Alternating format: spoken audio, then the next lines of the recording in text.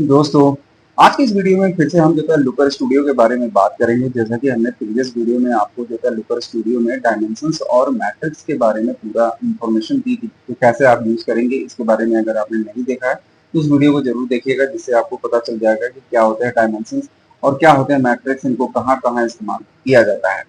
तो आज की इसी वीडियो को जो है क्रम को मैं आगे बढ़ाता हूँ और आज जो है हम जो है सीखने वाले हैं स्टाइल ऑप्शंस को। स्टाइल्स के अंदर जितने भी फीचर्स है आज हम इनको एक्सप्लोर करेंगे और देखेंगे कि कैसे हम जो है टेबल को जो है इनको टेबल को इंसर्ट करके कई सारी जो है जो उसमें हम स्टाइलिंग कर सकते हैं। मतलब क्या क्या स्टाइलिंग के फीचर्स हैं उनका इस्तेमाल हम कर पाएंगे लुकर में, वो सारी चीजें जो है आज की इस वीडियो में देखेंगे। साथ ही साथ छोटे छोटे और भी जो फीचर्स होंगे वो भी आज की इस वीडियो में हम कवर करने वाले हैं।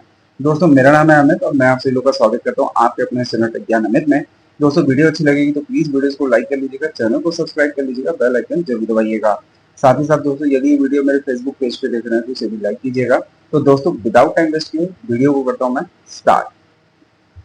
तो दोस्तों, इसे समझने के लिए सीधे चलते हैं पहले अपने गूगल शीट पर और वहां पर हम इसके सबसे पहले तो डेटा स्ट्रक्चर को देख लेते हैं। तो आप यहाँ पर अगर आप चलेंगे तो यहाँ पर डेटा स्ट्रक्चर है हमारा। सबसे पहले तो आप ये देखिए कि ये एक टेबल है जो कि लुकर डेटा के नाम से हमने पहले ही बनाया हुआ था, जिसके डायमेंशंस और मैट्रिक्स को जो मैंने समझाया था वो इसी टेबल पे मैंने आपको समझाया था। तो ये वाला जो डेटा है, ये जो डेटा वाला जो टेबल है हमने यहाँ पे इंसर्ट किया हुआ था, ये आपको लुकर में कुछ इस तरीके से देखने को मिल जाता है। ये वाला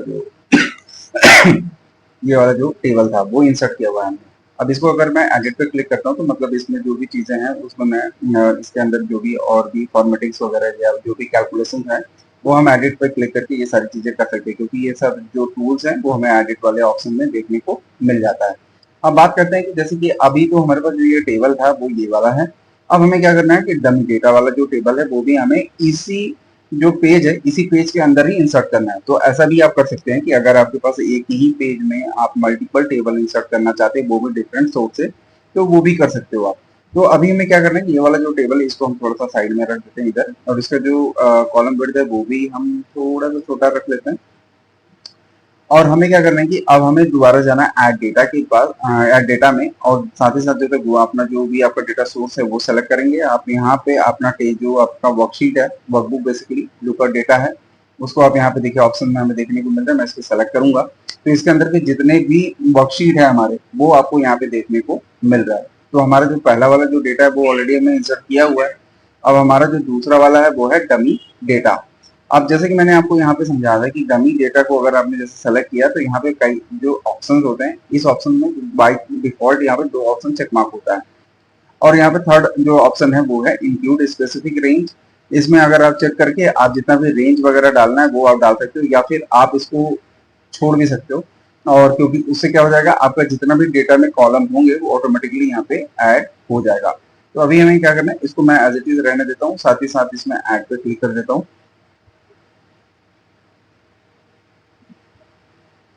और ऐड टू रिपोर्ट। तो आपका जो ये डेटा सोर्स है वो बेसिकली हमारे इस टेबल के अंदर जो है इंसर्ट हो चुका है, लेकिन वो अभी दिख नहीं रहा है। तो इसके लिए आपको क्या करना पड़ेगा, इंसर्ट में जाना पड़ेगा और साथ ही साथ यहाँ से आपको टेबल ले लेना है।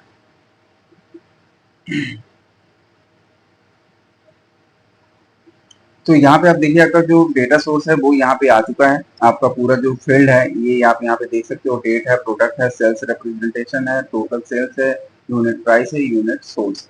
तो ये सारी चीजें यहाँ पे आ चुका है। मैं थोड़ा सा इसको बड़ा कर लेता हूँ यहाँ से। तो ये आपका पूरा का पूरा जो यहाँ पे है। अब आपको जो भी यहाँ पे फील्ड वगैरह एड ऑन करना है वो आप यहाँ पे कर सकते हो। जैसे कि आप यहाँ पे चलेंगे तो यहाँ पे देखिए सेल्स रिप्रेजेंटेटिव का नाम है, यहाँ पे डेट दिया हुआ है, प्रोडक्ट है, unit sold, unit price and total sales है। तो इसी तरीके के जो भी फील्ड है हमारे पास वो यहाँ पे हमें रिफ्लेक्ट हो रहा है। अब इसमें जैसे कि आपने अगर जो था प्रीवियस वीडियो देखा हुआ तो डायमेंशंस और मैट्रिक्स के बारे में अगर आपको पूरा समझ हो चुका होगा तो आप यहाँ से जो है जो भी चीजें डायमेंशंस में रखने वाली है वो हम डायमेंशंस में रख देते हैं। जैसे हमने सेल्स रिप्रेजेंटेटिव को यहाँ पे रखा हुआ है, देन प्रोडक्ट रखा हुआ है, उसी तरीके से हम अपने डेट को भी रख लेते हैं यहाँ पे, और डेट को सबसे पहले रख लेते हैं। तो सिंपली आपको यहाँ से ड्रैग करके यहाँ पे डायमेंशंस के अंदर आपको ड्रॉप कर देना है। उसके बाद यहाँ पे टोटल सेल्स भी है ऑप्शन में आपको, तो यहाँ पे आपको टोटल सेल्स भी रख देना है। टोटल सेल्स बेसिकली ये एक जो है न्यूमेरिक वैल्यू है। तो न्यूमेरिक वैल्यू को अगर आप डायमेंशंस में रखेंगे तो वो एज ए टेक्स्ट बिहेव करेगा, तो उसमें आप जो भी मैथमेटिकल कैलकुलेशन है वो नहीं कर पाएंगे। तो इसके लिए हम क्या कर सकते हैं, इसके लिए हम यहाँ पे चल के यहाँ पे रख देते हैं इसको टोटल सेल्स, और ये जो रिकॉर्ड काउंट का ये बाय डिफॉल्ट जो ऑप्शन आता है इसको हम यहाँ से हटा देते हैं। तो हमारे पास जो ऑप्शन आ गया टोटल सेल्स, और देन यूनिट प्राइस भी हम ले लेते हैं यहाँ पे, और यहाँ पे यूनिट सोल्ड भी ले लेते हैं, और एक यूनिट सोल्ड। ठीक है, तो ये सारा जो हमने जो ऑप्शंस हमारे गूगल शीट में था, जो भी हमने फील्ड्स वहां पे रखा हुआ था, वो हमने यहाँ भी रख लिया। अब हमें क्या करना है, यहाँ पर अगर देखिए ये बाय डिफॉल्ट मैं मैनुअली जो है यहाँ पे प्रोसेस कर रहा हूँ कि कॉलम के विड्थ के अकॉर्डिंग इसको एडजस्ट कर रहा हूँ, या तो फिर आप यहाँ पर राइट क्लिक करेंगे, resize column fit to data के अकॉर्डिंग आप इसको सेट भी कर सकते हैं। तो यहाँ पे ऑटोमेटिकली जितना भी डेटा का विड्थ और उसके अकॉर्डिंग इक्वली जो है डिवाइड करके यहाँ पे आपके फील्ड को सेट कर देगा। तो यहाँ पे हमारा बेसिकली जो ये स्ट्रक्चर है, ये हमने जो भी टेबल है वो हमारा बनके यहाँ पे रेडी हो चुका है। और यहाँ पर ये आपको जो है इसको जो है छोटा या बड़ा भी कर सकते हो आप। यहाँ पे अगर आप जाएं तो इसको थोड़ा सा और भी बड़ा कर सकते हैं, और ये हमारा टेबल फिलहाल हम इसको इतना ही रहने देते हैं। तो हमारा ये बनके यहाँ पे तैयार है। एक बार हम व्यू करके देखते हैं तो ये देखिए कुछ इस तरीके से आपको देखने को मिलेगा। ये बिल्कुल बेसिक फॉर्मेट है, आपको ये मिल गया। अब यहाँ पे कर्सर लेके जाएंगे तो यहाँ पे आपको देख रहे हैं, ये आपको यहाँ पे मिल जाएगा इस तरीके से कर्सर। आप इसको जो है अप एंड डाउन करके पूरे डेटा को एक बार देख सकते हैं। तो अभी हम यहाँ पे चलते हैं, ये क्योंकि बिल्कुल बेसिक है, आप इसकी जो है कस्टमाइजेशन करके इसको और भी ब्यूटीफुल बना सकते हो। तो उसके लिए कैसे करना पड़ेगा, आपको स्टाइल टैब में जाना है, और यहाँ पे देखिए सबसे पहला जो ऑप्शन मिलता है चार्ट टाइटल, जो कि ये पहले नहीं था। अभी ये जब ये लुकर स्टूडियो में कन्वर्ट हुआ तो ये ऑप्शन भी हमें देखने को मिल गया कि शो टाइटल यहाँ पे आपको मिल जाता है। जैसे ही आप इस ऑप्शन को जैसे ही चेक मार्क करेंगे तो यहाँ पे टाइटल आप डाल सकते हैं। जैसे ये टेबल है, इस टेबल को बेसिकली आप ये मान के चलिए, जैसे कि ये आपका सेल्स का पूरा डेटा है, तो यहाँ पर आप टाइटल डाल सकते हो। पहले क्या था कि हम यहाँ पे जाते थे और यहाँ पे टेक्स्ट बॉक्स में और यहाँ पे जाकर के बेसिकली उस टेबल के बारे में बताते थे ये टेबल किसके लिए। लेकिन अब क्या हो गया कि बाय डिफॉल्ट यहाँ पे एक फीचर मिल चुका है हमें चार्ट टाइटल का। तो यहाँ पर आप डाल सकते हैं जैसे ये सेल्स रिपोर्ट, सेल्स रिपोर्ट, और यहाँ पे डाल सकते हो आप 2024। तो ये बेसिकली आपका जो टाइटल है वो देखिए यहाँ पे आपको शो होने लगा। बेसिकली ये आपका टेबल के साथ अटैच हो चुका है। इसकी फॉर्मेटिंग मतलब आपका फॉन्ट साइज वगैरह जो भी आप इंक्रीज करना चाहते हैं या डिक्रीज करना चाहते हैं, तो यहाँ पर ये ऑप्शन आपको देखने को मिल जाएगा। साथ ही साथ इसको बोल्ड भी कर सकते हैं आप, और इसको जो है अलाइन सेंटर भी कर सकते हैं। तो बेसिकली ये आपको पूरा बन के रेडी हो चुका है। आप इसका जो है कलर भी चेंज कर सकते हो। मान लो जैसे कि मैं कर देता हूँ उसको थोड़ा सा इस तरीके का, यहाँ ब्लू में। और अभी कुछ फीचर्स हैं देख लेते हैं, यहाँ टॉप पे रखना है या फिर आप बॉटम में रखना चाहते हो तो ये भी यहाँ अलाइनमेंट यहाँ पे इन्होंने दिया हुआ है। आप इसको अंडरलाइन भी करना चाहते हो तो आप अंडरलाइन भी कर सकते हो। अब यहाँ पे अगर आपको व्यू में करके दिखाऊं तो ये देखिए आपका जो ये टाइटल चार्ट टाइटल था वो बेसिकली यहाँ पे ऐड हो गया। तो इससे आपको पता चल रहा है कि ये जो टेबल है ये बेसिकली आपका क्या है। यहाँ पे आपका लिखा हुआ गया सेल्स रिपोर्ट 2024। ठीक है, तो यहाँ पर ये आपने सेटिंग आप यहाँ पे कर सकते हो। और साथ ही साथ और भी बहुत सारे फीचर्स है जिसको हम एक एक करके देखेंगे अभी। और यहाँ पे फॉन्ट को भी आप चेंज कर सकते हैं, जैसे बहुत सारे यहाँ फॉन्ट है, आपको जो अच्छा लगे वो आप देख लीजिएगा। तो अभी तो ये फिलहाल अच्छा भी नहीं दिख रहा है, तो मैं हाँ बस इतना भी बहुत सही है। तो अभी मैं चलता हूँ थोड़ा नीचे, और भी इसके जो टूल्स है। अब यहाँ पे देखिए बाय डिफॉल्ट जो टेबल दिख रहा है यहाँ पे, वो आपको जो है वर्टिकल में है। अगर आप इसको जो है हॉरिजॉन्टल भी करना चाहते हो तो ये भी ऑप्शन इन्होंने दिया हुआ है। तो इस तरीके से कुछ आपको देखने को मिल जाएगा। डेट जो है आपको जो टॉप पे था वो आपका हॉरिजॉन्टल में आ चुका है, मतलब बॉटम साइड में आ चुका है। तो ये भी आप यहाँ पे कर सकते हैं। तो अभी फिलहाल तो हम इसको वर्टिकल ही रहने देते हैं। और यहाँ पे कंडीशनल फॉर्मेटिंग है। कंडीशनल फॉर्मेटिंग हम एक अलग सेपरेट वीडियो बनाएंगे जिसमें आपको पूरा कंडीशनल फॉर्मेटिंग के बारे में अच्छे से एक्सप्लेन करूंगा। तो अभी हम थोड़ा सा और नीचे आ जाते हैं। अब यहाँ पे देखिए टेबल हेडर है। अब यहाँ टेबल हेडर में बाय डिफॉल्ट यहाँ पे चेक मार्क है शो हेडर। शो हेडर पे अगर आप यहाँ पे अगर इसको अनचेक कर देंगे तो ऊपर का जो हेडर है वो हट जाएगा। तो इसलिए ये बाय डिफॉल्ट चेक मार्क रहता है। अब मान लीजिए आपका हेडर में काफी जो होता है बड़ा टेक्स्ट है, जैसे टोटल सेल्स जो होता है ऑफ द ईयर ऐसा कुछ कर दें, और आपका कॉलम की जो विड्थ है वो छोटी हो जाती है, आपके टेक्स्ट जो होता है इस कॉलम से बाहर निकल रहा होगा, तो ऐसी कंडीशंस में फिर आप यहाँ पे रैप टेक्स्ट कर देंगे। अभी कुछ इफेक्ट नहीं दिखेगा आपको क्योंकि ये सारे जो टेक्स्ट है हेडर की वो आपको कॉलम के अंदर ही है, मतलब जो विड्थ है उसके अंदर ही है। तो यहाँ पे इसका इफेक्ट नहीं देखने को मिलेगा। लेकिन जैसे ही आपका ये टेक्स्ट आपके विड्थ से बड़ी होगी तो ये ऑटोमेटिकली रैप करके नीचे कर देगा। ये बेसिकली आपको एक्सेल और गूगल शीट में भी ये फीचर्स जो होता है देखने को मिल जाता है। सो फील्ड डिस्क्रिप्शन है, सो फील्ड डिस्क्रिप्शन बेसिकली क्या काम करता है कि जब आप यहाँ पे जाते हैं रिसोर्स में, मैं एक बार ट्राई करूंगा क्योंकि मैंने भी इसको भी ट्राई किया नहीं, बट मैनेज डेटा सोर्स में जैसे ही आप क्लिक करेंगे, ये आपका डमी डेटा है, इस पे आप अगर एडिट के ऑप्शंस पे अगर आप क्लिक करेंगे तो यहाँ पर आपको एक डिस्क्रिप्शन का ऑप्शन मिलता है। यहाँ पे मान लीजिए दिस इज ए, मान लीजिए डेट कॉलम ऐसा करके हमने लिखा डेट कॉलम, और मैं इसको डन कर देता हूँ फिलहाल, और मैं इसको क्लोज कर देता हूँ। और अभी देखिए यहाँ पे कुछ ऐसे दिख तो नहीं रहा है, लेकिन हम एक बार चलते हैं, इसको देखते हैं कि ये काम करता भी है कि नहीं, क्योंकि हमने भी अभी तक इसको ट्राई नहीं किया है। तो एक बार मैं इस पर चेक मार्क कर देता हूँ और व्यू में जाता हूँ। तो होता क्या है कि ये जो फील्ड के बारे में होता है ना इन्फॉर्मेशन, वैसे तो बाय डिफॉल्ट है यहाँ पे डेट आ रहा है, लेकिन यहाँ पर एक ऑप्शन भी आता है कि जिससे हम जैसे ये चेक कर पाते हैं कि ये बेसिकली क्या है, मतलब इसके फील्ड के बारे में जो भी डिस्क्रिप्शन हमने वहाँ पे लिखा हुआ था वो डिस्क्रिप्शन यहाँ पे पॉपुलेट होता है। लेकिन अभी इसमें कुछ प्रॉब्लम है, आई थिंक ये बीस की वजह से दिखा नहीं रहा है मुझे। और यहाँ पे देखिए फ्रीज कॉलम का भी ऑप्शन आ रहा है मेरे पास, और मैं अगर रो नंबर को यहाँ पे अगर मैं फ्रीज भी करता हूँ, ये देखिए यहाँ पे रो नंबर को फ्रीज कर सकते हो आप, और डेट को भी फ्रीज कर सकते हैं। तो एक बार हम लोग इसको भी करके देखते हैं क्या फीचर्स, ये देख रहे हो आप कॉलम जो है यहाँ पे फ्रीज भी होने का ऑप्शन हमें देखने को मिल रहा है। बट हमें वो हम बाद में देखने वाले हैं, अभी हमने स्टाइल को जो है यहाँ पे देखने वाले हैं, स्टाइल को कैसे और यूज किया जा सकता है। तो हम यहाँ पे आगे चलते हैं और नीचे आता हूँ मैं। अब यहाँ पे ये देखिए कि ये जो भी आपका जो सेटिंग्स है, यहाँ पे आप देख रहे हो ये हेडर की बेसिकली सेटिंग है। यहाँ पे आप देख रहे हो टेबल हेडर, टेबल हेडर में और भी आप जैसे टेबल का कलर चेंज करना चाहते हो, हेडर का जिसमें जो भी टेक्स्ट वगैरह लिखे हैं वो आप कैसे दिखाना चाहते हो, तो वो आप अगर दिखाना चाहते हो तो ये देखिए, ये आपका हेडर, यहाँ पे जो भी टेक्स्ट था वो आपका आ चुका है ब्लू में। फॉन्ट साइज वगैरह भी आप चेंज कर सकते हैं इसका। फॉन्ट साइज बेसिकली हमने चेंज तो कर ही लिया है। अब हमें क्या करना है कि मान लीजिए अगर हम इसका जो था फॉन्ट को भी चेंज करना चाहते हैं, तो ये देखिए ये हमने लिखा ओनली स्क्रिप्ट, ये कुछ इस तरीके से हमें देखने को मिल जाएगा। अब यहाँ पे टेबल का जो कलर हेडर का बैकग्राउंड है उसको भी अगर आप चेंज करना चाहते हो तो वो भी आप कर सकते हो। जैसे मैंने इसको व्हाइट कर दिया, ये कुछ ऐसे देखने को मिल रहा है, लेकिन हम थोड़ा सा इसको कुछ अलग ही कलर में रखते हैं। जैसे मैंने थोड़ा सा येलो रखा हुआ है, तो ये थोड़ा इस तरीके से देखने को मिल रहा है। तो कोई नहीं, आप अपने हिसाब से जो भी फॉर्मेटिंग आपको अच्छी लगती है वो आप रख लीजिएगा, जो आपको सही लगे। और मैं इसको कुछ ऐसा रख लेता हूँ, आप अपने हिसाब से जो भी, अब सेल का जो भी कलर है वो भी आप चेंज कर सकते हैं। तो इसके लिए मान लीजिए मैंने सेल का कलर चेंज कर दिया, तो ये देखिए इसके अंदर का जो बॉर्डर लाइन है वो चेंज हो चुका है। अब यहाँ पे ऑड रो और यहाँ पे देखेंगे इवन रो, मैंने आप जो तो ऑड को किस तरीके से रो को दिखाना चाहते हो और इवन को कैसे दिखाना चाहते हो, तो वो भी आप यहाँ पे इसकी कस्टमाइजेशन कर सकते हो। ये देख रहे हो आप यहाँ पे आ गया। और इवन रो को अगर आप कुछ करना चाहते हो तो वो भी आप यहाँ पे हल्का सा लाइट कलर जो आप डाल सकते हो। तो यहाँ पे कुछ ऐसे देखने को मिल जाएगा। अब यहाँ पे आ जाइए नीचे, तो ये आपने सेटिंग कर ली। अब इसके बाद नीचे आएंगे तो अब ये लेवल है, जैसे कि यहाँ पे आपका जो भी लेवल्स वगैरह है उनकी भी आप फॉर्मेटिंग कर सकते हैं। अब इसकी लेवल की अगर आपको जैसे फॉर्मेटिंग है, मालूम है इसको रेड करता है, तो ये देखिए पूरा का पूरा जो लेवल इसके अंदर लगा हुआ है वो आपका हल्का सा रेड में आ चुका है। इसकी फॉन्ट साइज वगैरह भी आप इंक्रीज कर सकते हैं, जैसे मैंने इसको 14 पिक्सल दे दिया तो ये कुछ बड़ा हो गया। और इसके फॉन्ट को भी अगर आप चेंज करना चाहते हो तो वो भी आप यहाँ पे कर सकते हैं।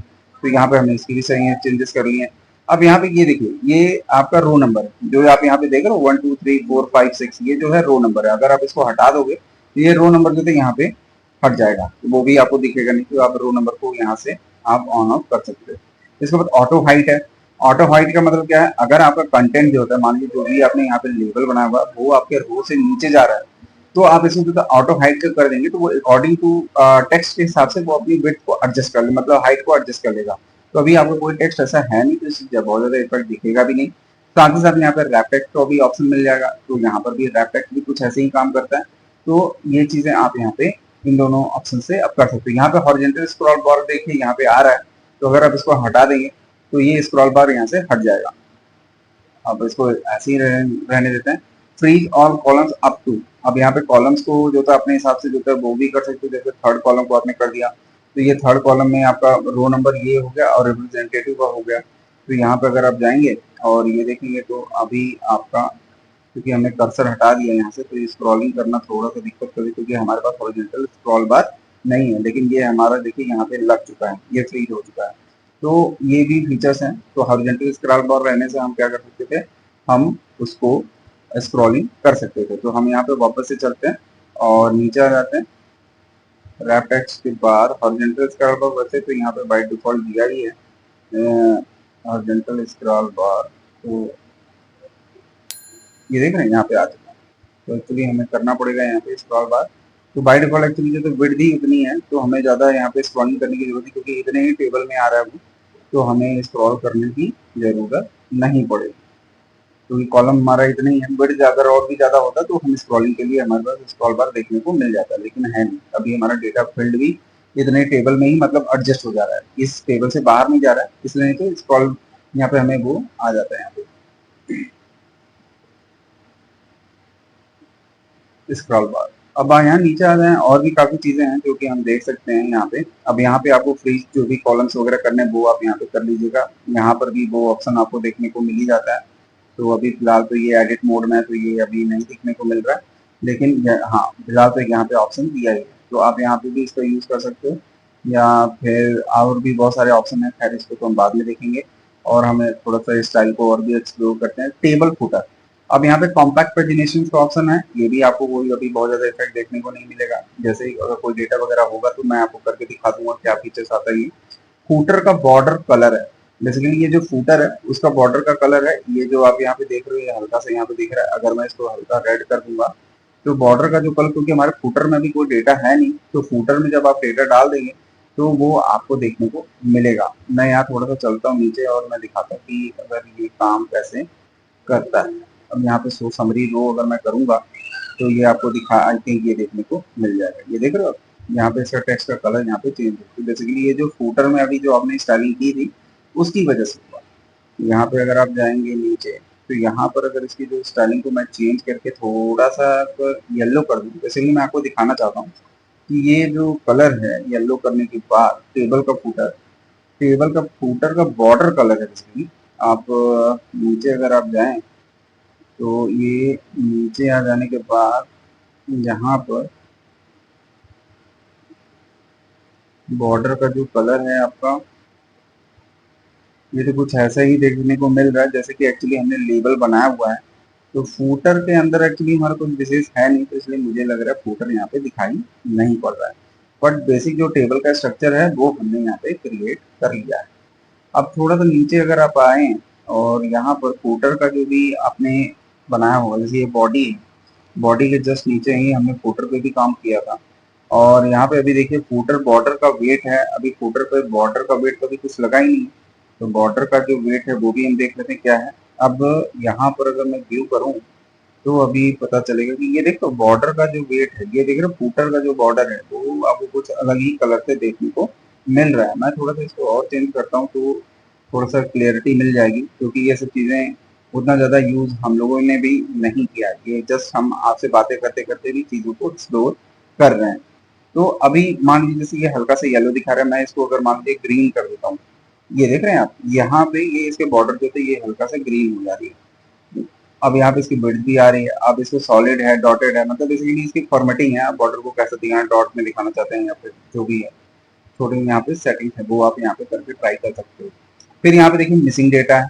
अगर मान लीजिए मिसिंग डेटा का मतलब क्या होगा, अगर मान लीजिए टोटल सेल्स में अगर यहाँ पे कोई वैल्यू अगर नहीं है 900 जैसे लिखा हो, लेकिन हो सकता है आपके केस में यहाँ पे अभी सेल्स की वैल्यू हमारे पास नहीं है, मतलब जिस फील्ड में कोई भी वैल्यू शो नहीं कर रही है उस कंडीशन में जो होता है ये यहाँ पे आप क्या दिखाना चाहते हो वो चीजें वो आप यहाँ पे डिफाइन कर सकते हो। अगर वहां पे वैल्यू जो है ब्लैंक है, जो कि यहाँ पे मिसिंग है, कोई डेटा नहीं है, तो आप क्या करना चाहते हैं, आप क्या दिखाना चाहते हो, शो नो डेटा या जीरो या फिर से यहाँ पे डैश या फिर नल या फिर ब्लैंक। तो मैं इसको ब्लैंक कर देता हूँ कि इनकेस अगर जो नहीं होगा कोई भी डेटा तो वहां पे ब्लैंक दिखाए। उसके बाद देखिए इसके अलाइनमेंट भी है।